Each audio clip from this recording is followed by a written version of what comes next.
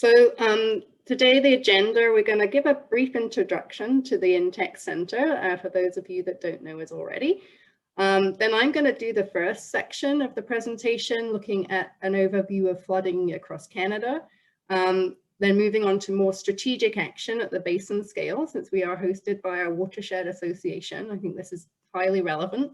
And then Cheryl is obviously going to provide us with the advice on resident action at the home scale. That's the area of her expertise. So we're very complementary.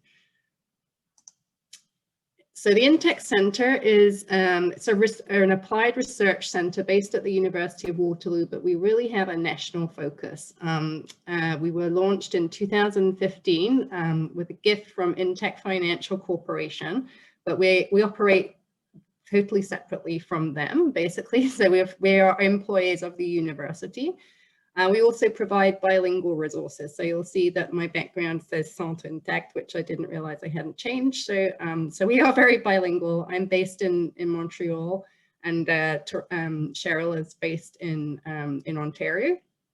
So we have two main goals. One is to basically make sure that climate adaptation is part of the national conversation around climate change.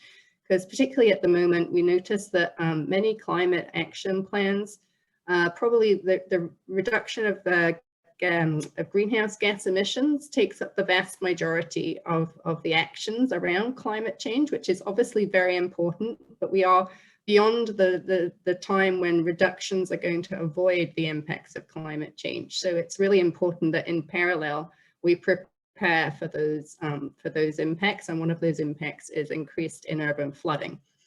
So and that leads to our second goal, which is really to help residents, communities, and businesses to reduce the risks associated with climate change and extreme weather impacts. So this is part of that objective. So we have a couple of slides for getting to know who we have in the virtual room. So I'd like you to go on your website or your browser to www.menti.com and then type in this code, because it's going to ask you for a meeting code. If you can type in that code, then you should see this screen. I'll give people a few minutes to get there. And what I'd like for you to do, basically, if you enter your responses, then a word cloud should appear magically on the screen. And it's a way of just knowing who the audience is. And I have a couple of questions just to break the ice and kind of get to know you a bit better. Great. One person has replied, so that's great. It's working. Relief.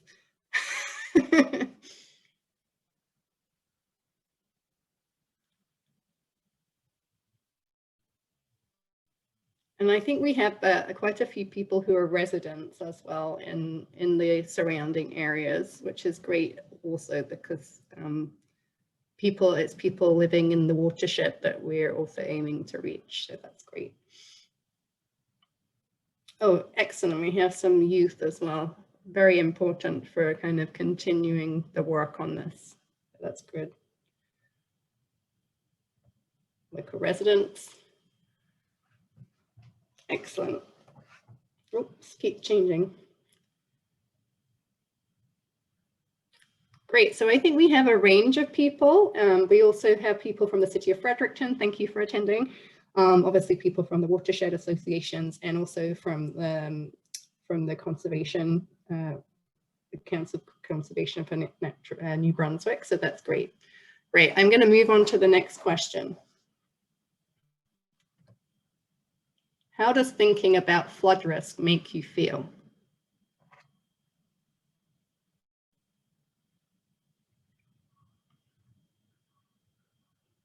I think sometimes we, particularly as scientists, we kind of get very used to looking at maps and kind of houses on maps and how the mechanisms of flooding work. But really the social impacts and the health impacts and the mental health impacts of flooding are increasingly important and will stressed, yes.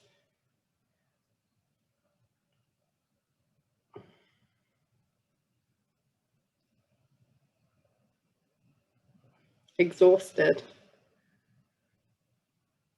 frustrated. Yeah, I think that's okay, great. Unprepared, that's an interesting one. So hopefully this this presentation will help you feel slightly more prepared. Helpless. Okay. I get worried. Open to learning. Excellent. That sounds great. Great. Well, let's move on to the next question.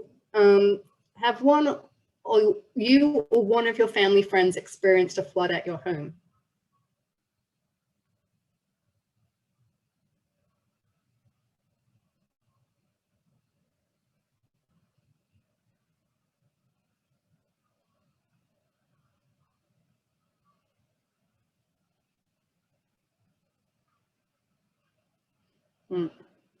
So I think our experiences also kind of dictate how we react to flood risk, whether we've felt flooding already. So that the majority of people have already had some direct interaction with flooding itself. So that's useful to know. Right, I'm going to go back to the presentation now. Let's move on. So in terms of flooding in Canada, really it is the biggest natural disaster in terms of costs. This graphic shows the insured catastrophic losses in Canada. And you can see that the estimated trend is at the moment going up. And in 2020, we were at $2.4 billion in insured losses. And the increase is largely due to water damage and extreme weather. And we should note that this graph includes insured losses. So uninsured losses of governments and householders are estimated to be 3 to 4 times these costs. So you're looking at last year, maybe $10 billion.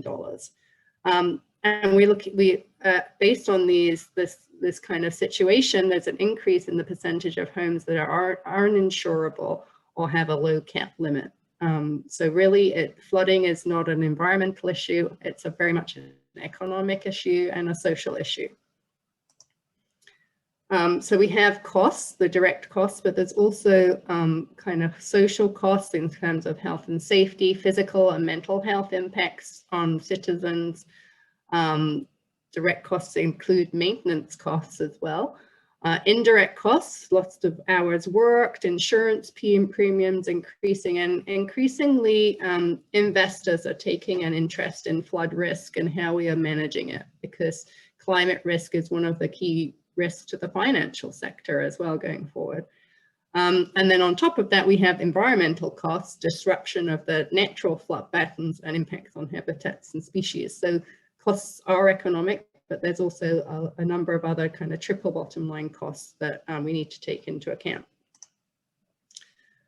So the message is that floods are obviously a problem now, but we expect them to be more of a problem in the future because climate change is real and it's effectively irreversible according to the latest research.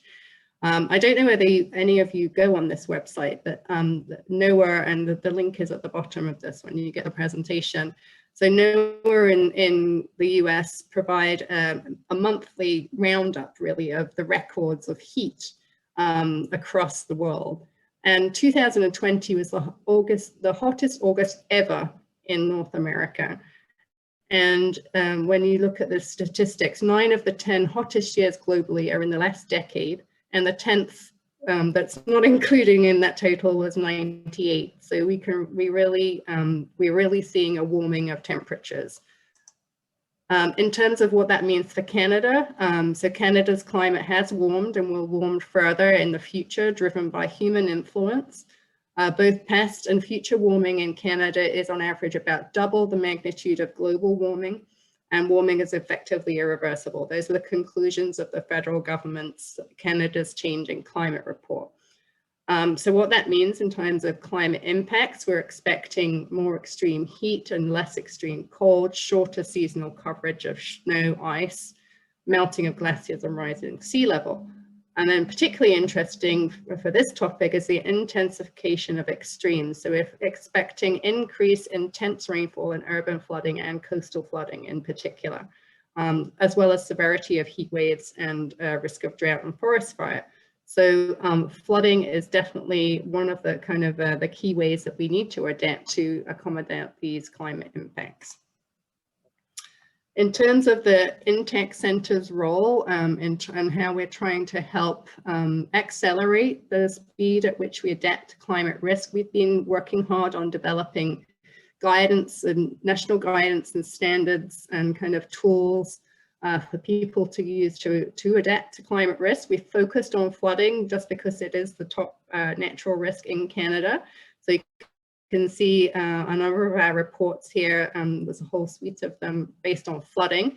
We're also looking at other risks, forest fire and coastal erosion, and also the role of natural infrastructure and the financial market. So we have a whole suite of information, but we're going to be focusing on flooding and in particular kind of different scales of action, which brings me to this slide. So at the moment, flood risk is a kind of a complex problem to deal with because you really need to act at different scales.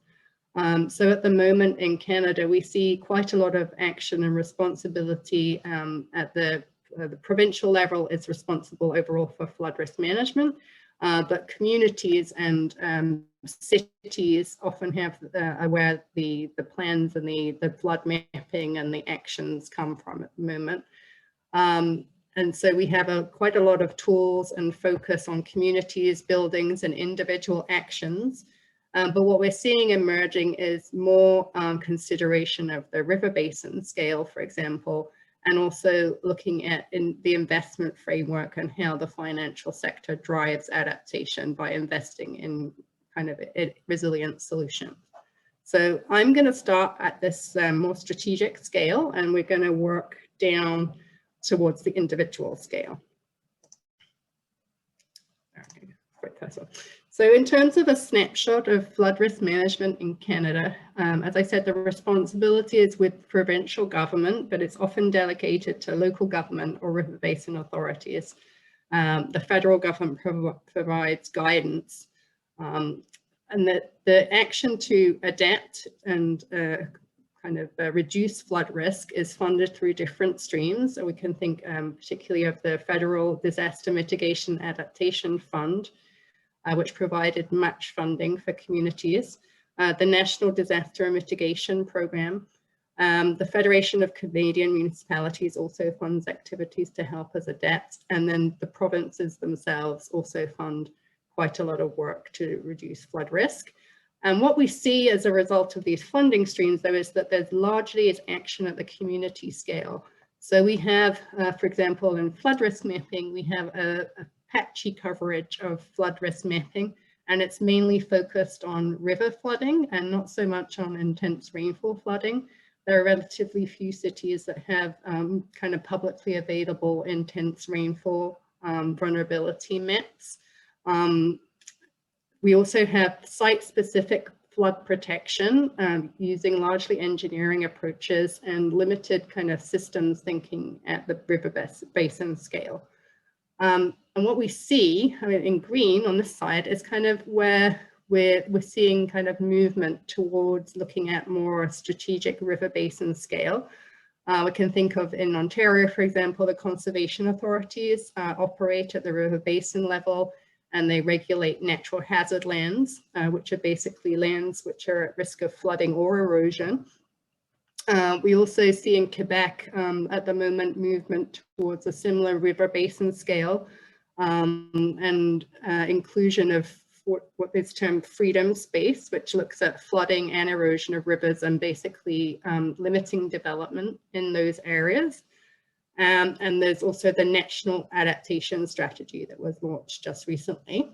I'd say the other trend is really looking to use the use of natural infrastructure.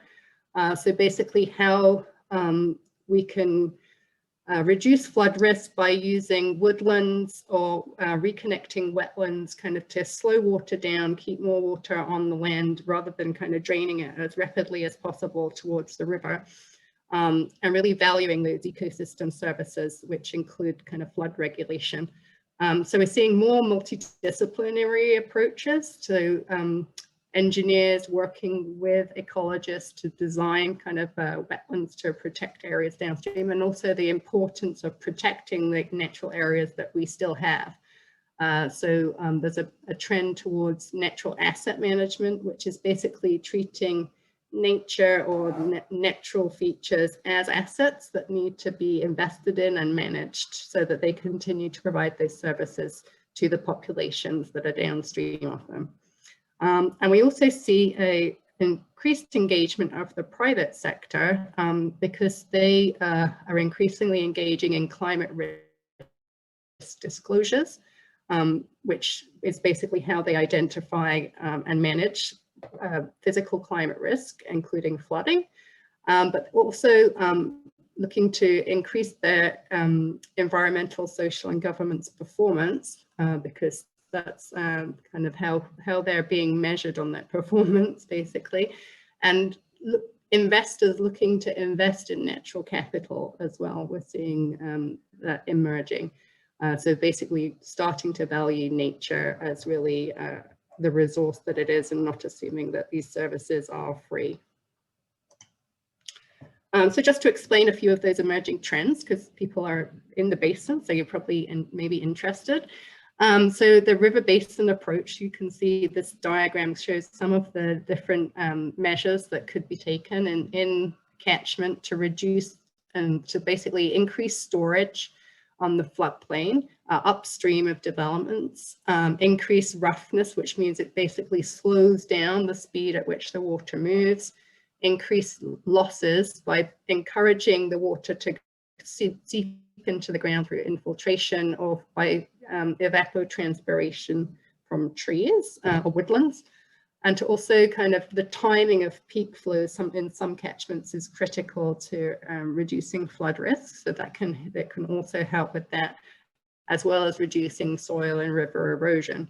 So it's basically working with natural processes that have often been pre-disturbed to achieve multiple benefits, one of which can be reduction of flood risk. And we see this trend really across the world. The Room for the River project in the Netherlands is, I was learning about it back in 2000 and we're still talking about it. But basically it was a huge, large scale project, and I have a slide just after, to make more room for the river to take its natural course. So basically in the Netherlands, they've been actively moving back infrastructure to make more space for water. Making space for water was also the theme of the report from the UK in 2004. And the US also looking at nature-based solutions, as they're kind of now become called, for community resilience. So we're seeing this trend towards making room for natural processes and working with natural processes going forward.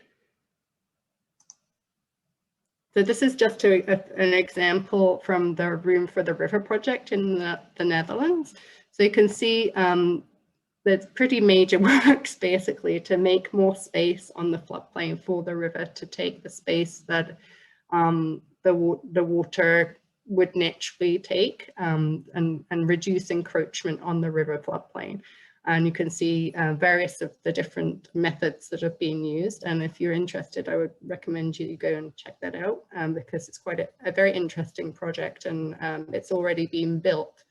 So it's a very practical demonstration too. And in terms of what I was saying about the multidisciplinary approach, our traditional approaches were pretty driven by engineering. So we look at hydraulics and hydrology, for example, but we're increasingly working in multidisciplinary teams, including geomorphologists like myself, who basically look at the movement of sediment, erosion, deposition, and how rivers behave over time. and then linking that through to water quality and ecology and ecosystems, so that we have this holistic solution rather than just dealing with the physical processes. So I wanted to just bring it back. That's a kind of an overview on emerging trends. I wanted to bring it back now to New Brunswick. So I think in New Brunswick, I've called it the triple whammy, because I think there's several issues to deal with in New Brunswick in terms of different types of flooding. So obviously riverine flooding is probably top of everyone's mind. The St. John's River had several recent floods, and there's over 60,000 kilometers of river in the province. Obviously the Neshwack watershed, where we are now virtually, there's several flooding hotspots, and you can see the graphic is basically the flood envelope map that I've pulled off the province's GONB portal. And also ice jams are particularly problematic. So I think riverine flooding is a key focus, obviously.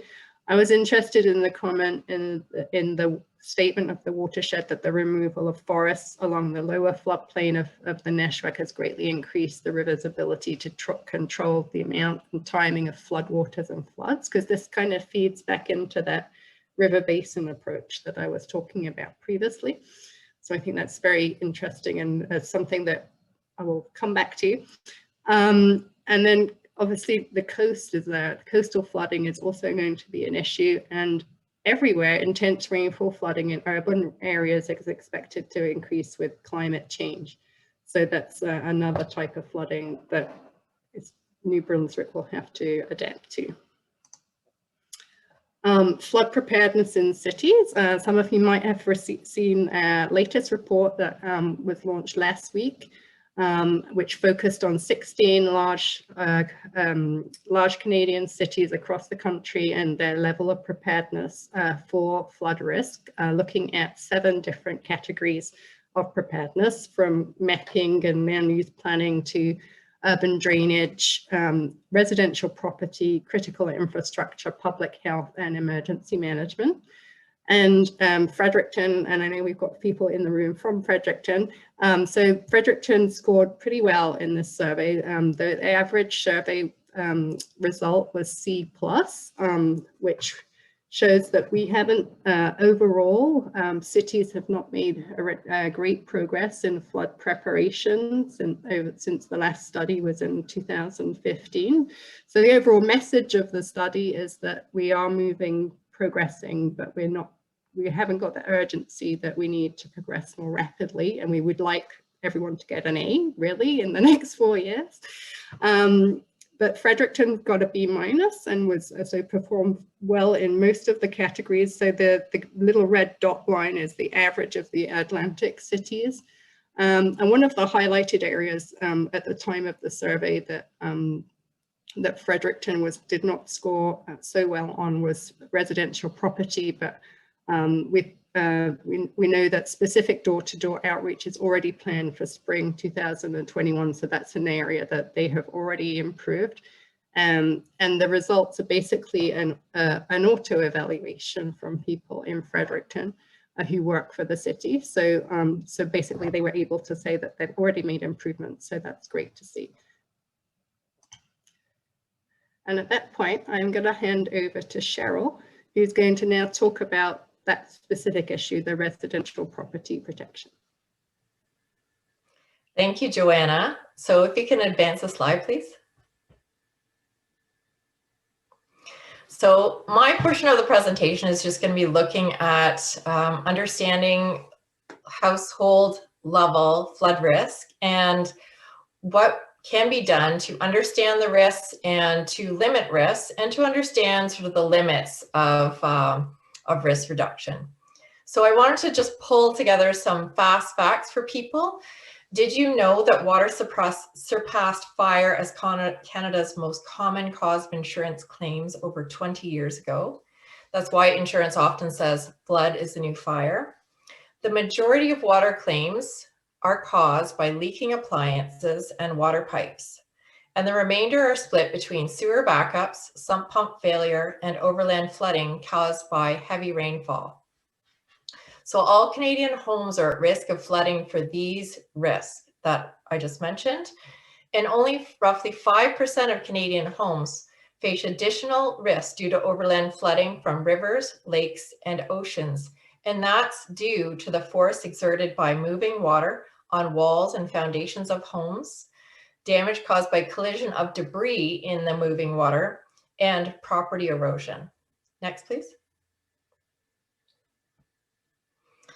Okay, we also pulled in some fast facts about home insurance, because that is a really important part of our presentation, and our work at the Intact Center is to help people connect an understanding of insurance and what they might need, and to apply it at their homes.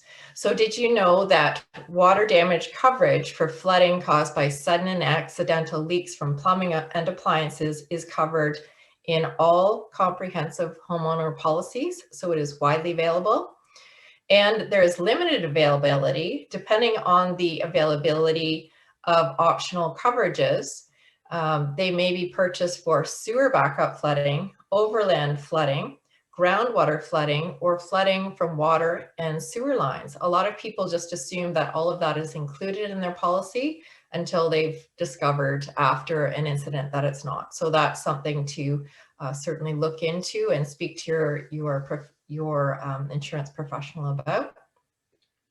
Something that's also important to note is that policies are designed to restore the former conditions of a house, not build back better. So one of the things that we encourage people to consider is working with their insurance providers. You can get one quote for building back exactly the same. You can get another quote for building back better, and the insurance companies will pay the base and you can pay the difference, so that you're actually better prepared for flooding the next time. So that's what we really encourage people to consider. And something else that we know that really impacts people is that claims on home insurance may be denied due to lack of regular maintenance and for leaving your home unattended for more than a few days. So we really encourage people to do their maintenance and to have someone check the home or have monitored alarms systems for times that you're away for a long period of time. Next slide, please. Okay, so an overview of home flood protection. So overall, each home has a unique lot level risk based on its construction, condition, lot, the location, and whatever is in the house. So you can have, excuse me, have two houses side by side that look exactly the same, but they can have different risks. So you have to look at it in detail. And lot level risks, as Joanna was mentioning, they fit, of course, into a grander scale, looking at the basin level or the community level risks. And these risks include overland drainage systems, sewer systems, groundwater level, and how close a building is to rivers, lakes, and oceans. Protecting each home is unique based on its lot level, and community level characteristics. So you have to do your homework. And the other thing that we really want people to understand is that action taken to protect homes can reduce risk, but not guarantee that you will never have a flood again. Next, please. Okay, so Joanna was talking about lots of different flooding scenarios. Some people right by the river, some people inland, some people on the ocean. So when you start thinking about opportunities to reduce risk, there are a lot of different things to consider, and it's good not to just dive into a solution. It's good to do your homework and work with experts. So which approach you should be used, really based on the type of flooding that you're dealing with, the severity of the risk, and thinking about shorter and longer term risks. You might choose a really short term solution, say like using some sandbags right away. But longer term, you might think about actually making some major changes to your home. So the major concepts are defending water, so defending your house, so keeping the water out by either dry flood proofing, which means keeping your house dry essentially, and using temporary barriers. if you want to adapt, the whole concept is that you will use wet floodproofing techniques. So you'll sort of go with the reality that water will come and go from time to time, and you will design your building so that it can get wet underneath and then dry out quickly to minimize damage. Use temporary barriers when needed, and or elevate the building to facilitate the water to go in and out. The biggest, most costliest discussion that Joanna alluded to was the whole making room for the river concept, which is talking about moving buildings out of the flood zone. So relocating a building, say, to a higher elevation on your own property, or to moving it off the property altogether, and say having the government take it over as parkland or something. Next, please. Okay, so now to drill down to what we're talking about today. As Joanna mentioned, there are a lot of different reasons why the risk of basement flood losses is on the rise. We've got links to climate change. We've got aging infrastructure within municipalities. We've got loss of wetlands, forest. So there's less storage capacity and recharge capacity of our local land systems, so that you get water more quickly going into wherever it can flow in according to gravity, and sometimes that means going into basements. And also homes over time, even if they have well-designed home flood protection physical features, often there's a lack of maintenance, and so their readiness to protect is decreased. And in all the grand scheme and all the different things that are going on, the only area that's really under control of homeowners to limit their flood risk is at the lot level. So that's what our center focuses on for the home flood protection program. Next, please. So the Home Flood Protection Program is a national flood risk reduction education program. The goals are to help residents take action to reduce home flood risk and reduce damage in the event of a flood. We can't always say that the water's not going to come in, but we can try to intentionally reduce what the water will be able to damage when it gets in. Our objectives are to develop and test a variety of flood risk assessment tools, third-party outreach materials, and stakeholder training programs, and to achieve nationwide impacts by training professionals, home inspectors, insurance brokers, realtors, retailers, and of course, community volunteers to help support resident action to protect their homes from flooding. Next. So we looked at all the different options for keeping water, for reducing flood risk. And like we mentioned, the most common type of flooding is from heavy rainfall. And so any home can be at risk from heavy rainfall in the country. So that's where we put our focus. And the method of protection that we chose is dry flood proofing. So that's to essentially keep the home dry. So the key principles are to keep the water out, remove it quickly if it gets in, and reduce risk of damage by selecting flood-resistant storage options, furnishings, and building materials. Next, please. So this is where, in terms of the graph, the home flood protection sits on the defend line of this chart. Next, please. So in terms of home flood protection assessments, this is where the on-the-ground research comes into play. We wanted to know what was actually going on the ground in Canada so that we could determine what are the practical ways that we can help people. So we did a pilot program in 2017-2018 in Southern Ontario and Saskatoon, Saskatchewan. We completed 510 assessments and trained 15 flood risk assessors.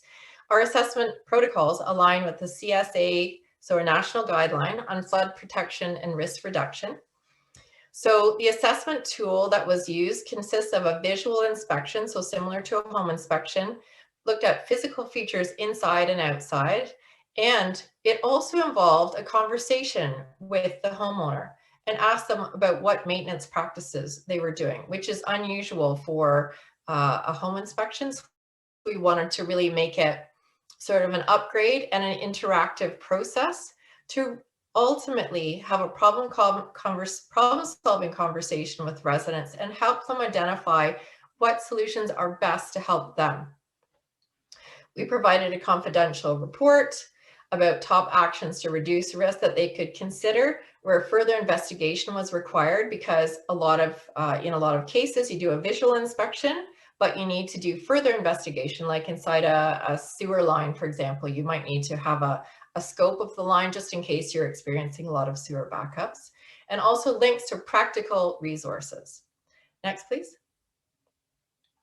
So the types of flooding that were assessed, as I was mentioning of the top tier, we looked at overland flooding, so from heavy rainfall, storm and sanitary sewer backup, groundwater infiltration and seepage, and we did not focus on those additional physical risks from moving water that are related to riverine and coastal flooding. Next, please. Okay, so we looked at a great variety of factors outside and inside, and when we boiled it all down, we saw a lot of commonalities. So the top flood risks that we physically recorded were quite common across the board and actually quite easy to address in a cost-effective manner. So the best practice for your downspout discharge from your house is about 2 meters. We found that 78% of homes did not have a downspout long enough. We found that 69% of homes had foundations, grading, so the soil up against the foundation. The water was directed toward the foundation, increasing likelihood of infiltration. And also the sump pump discharge pipe was less than 2 meters away from the foundation. So what was happening was people's water would be pumped out of the sump pump, discharged, and it would drain back into the foundation drain, go back into the sump pit, and go back out again. So it was cycling, which of course leads to more burnt out pumps and flooding because of that. The top flood risks recorded inside the home, were that there was no sump pump backup power. Furniture and electronics were selected in, say, basement spaces that were at risk of water damage. 65% of people had some of their most valuable possessions just in, say, cardboard boxes right on the floor where they're at risk of water damage. And there is an obstruction to the floor drain in 1 out of 3 houses. So the drain in the basement would often have a box or a carpet right on top of it. And in terms of maintenance, we asked people to self-report maintenance, so we couldn't just physically look to see if they've been doing maintenance. And so we know that people tend to be a little bit generous with themselves with reported data, so you can take it with a grain of salt. But even with that, we saw that 53% of people admitted they had never once maintained their backwater valve, had never once tested their sump pump backup battery, and never once tested or maintained their sump pump. So some of the key equipment that's in houses to protect people from flooding, they're not even testing it. And you got to remember back to the insurance coverage. If you're not showing that you're doing maintenance, then you can be at risk of not having insurance coverage. So that was something that really stood out to us. Next, please. So when we boiled everything down, we didn't want to just create a report that would sit on a shelf. We wanted to take these findings and frame them in a way that would be really helpful to people and help them address the top risks. So we created one line, essentially an infographic, with the top line is top priority for people. Do simple maintenance of what you've already got. Can often be done for $0 and is not very technical. Number 2 is complete simple upgrades. So do it yourself for under $250. Go to the hardware store, get a downspout extension for $10 or a sump pump extension for $10 and put those in place. And then the other things were in the final row, to complete more serious more complex upgrades, if those simple things are not working for you, you should consider working with a contractor, checking with your insurance company and municipality if there are any incentives or discounts, and also making sure that these that if there are approvals required from the building department, that you get those as well. So those are things like disconnecting your downspout from the foundation drain, doing major overhauls of grading of the property, installing a backwater valve, or installing a backup sump pump. Next, please. So from there, what we ended up doing was realizing that the in-depth assessments at homes with a home inspector similar trained person, they were often costing right around $400. And even with the subsidy, they were maybe $100 to $200. So for most people, the financial barriers were significant. So what we wanted to do was create a free self-assessment app. So we did that, and anyone can use it. It is confidential. It takes you 5 or 10 minutes to essentially go through a series of yes or no questions. So I would really encourage anybody in your area to try it. And the nice thing about it is it will not just ask you a series of questions, it actually provides a confidential report that prioritizes actions in the maintenance, low cost, low tech, and then the higher tech, higher cost category, and then provides really a great resource link. So I would encourage anybody to look at that. And like we mentioned, this is not taking into consideration additional physical risks posed by river or coastal flooding. Those are on top of these basic protocols. Next, please. So the other thing that we were starting to get a lot of questions about, even for homes that were not on a coast or beside a river, was that there are certain neighborhoods in every community where they have chronic water inundation, overland water inundation when there's a heavy rainfall. So people were asking us about temporary barriers. So we put together a list with some qualified professionals about some barriers, what they do and how they work and when they might be applied. So some of the barriers are just to block openings, like a window or a door when there is a flood coming. Some barriers are for a perimeter, so they go all the way around the property. They're installed generally ahead of a storm. So you have to know when it's coming and you have to have enough time to deploy it. Sometimes it can take minutes for click-in barriers like this gentleman who decided after repeated flooding of his basement that he had to take more significant action and invest in some more tough barriers. It's on the riverside in Edmonton, Alberta. That's just a pull down, so it'll only take a couple minutes to install. Whereas if you want a big perimeter barrier, it can take sometimes hours or days to install it. Next, please. Okay, so just one thing I want to encourage people to think about is to look at going beyond sandbags. Sandbags are very commonly used. But it's good to think about where there are repeat incidents or it is likely that flooding will recur on a regular basis. It's good to look at the pros and cons of something that's disposable like a sandbag versus reusable options. I won't go into depth about this slide because I know we're getting tight on time. And I wanted to note that the slides have quite a bit of detail and you can use them as a resource. And we also have a resource sheet with all the links to this information and key information links that will be helpful to you. So if we run out of time, that's okay. You've still got lots of resources to take home. Next, please. So the one thing that Joanna in particular really wanted me to mention is that it's great to have a short-term option of these temporary barriers, but it is really important to work with a professional to do design and installs in many cases. And of course, once again, there's no guarantee that this will prevent all losses. This is a photo that recently was part of a video coverage in the UK where a temporary barrier was in place, and that's great, but unfortunately the water went higher than the barrier and breached. And so the properties ended up flooding anyway. So the big point is work with a professional and know that these are not perfect solutions. Next.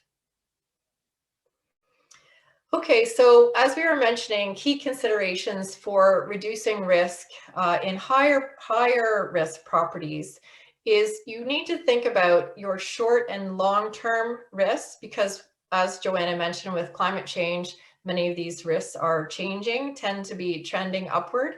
Of course, budget is a consideration. Insurance availability. Are you going to fix your house and then not have any insurance coverage just in case there is as an incident?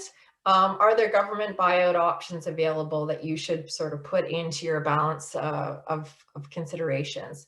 And with these higher risk properties, there are common requirements for consultation and approvals with government officials and qualified professionals.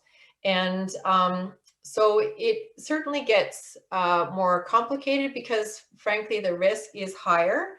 So yeah, it's important to look at a variety of options, work with professionals, and think short and long term. Next. So these are not photos of the actual house, but I just wanted to sort of bring it back together to the New Brunswick context and how the complexity of the decision-making process bore itself out on the ground in New Brunswick. So there is a couple named Keith and Roberta McKenzie who are kind enough to share their story with us. They're aged 80 and 83 respectively. They have a house that's used as a bed and breakfast right beside the lower St. John River near Gagetown. They experienced major river flood damage in 2008 where they had insurance coverage to help them build back the same way to the dry flood proofing standard. Then in 2018, it hit again. They had no insurance, so they had to decide how they were going to pay for upgrades. And in 2019, again, they were insured. So in terms of their solution, it changed over time. So they did a cleanup and repair of the original structure for 2008, 2018. And 2019, they actually raised the original 4-foot crawl space to an 8-foot vented masonry blockage foundation with vent holes to allow the water to flow through. So remember we were talking about wet flood proofing, they decided to use that.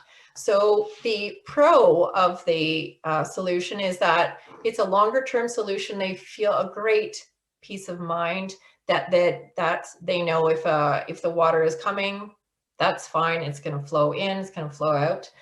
The con is a big personal debt load. So it is complex and it's worth taking some time and working with a variety of professionals to come up with the best solution. Next, please. So Joanna, did you want to just talk about some of these additional resources that you were able to find? Sure. Yeah, I just wanted to flick through some made in New Brunswick resources. So the Conservation Council has a brochure that summarizes actually a lot of the InTech Centre's guidance in this really handy kind of 2-page PDF, which I recommend that people, if they want a kind of a concise mini library of resources, that's a great resource, and we're very happy that our advice was useful for that. In addition, Fredericton, they had the community conversations on flood mitigation and resiliency in 2020. And based on that, they developed their resources to also help homeowners in the city take action themselves. And these flyers will be delivered by the fire department for people at risk by staff in this spring, kind of imminently. And the two things that were raised in the community convocations was that New Brunswick needs stronger rules to protect watersheds, and deforestation on land near waterways contributes to flooding and needs to be addressed. They were kind of points that were raised that I found interesting based on our previous conversation about natural infrastructure. Other key resources, flood proofing. The government of New Brunswick has a pretty useful document on the different types of flood proofing that Cheryl has mentioned as well. And there's also the Toronto Star produced an investigative report, which actually features some of the people on the call and their flood resilience stories, which I felt really brought home the kind of the personal side of flood risk. So I recommend you check that out if you haven't read it already. It's a fairly, it brings it back to the personal level.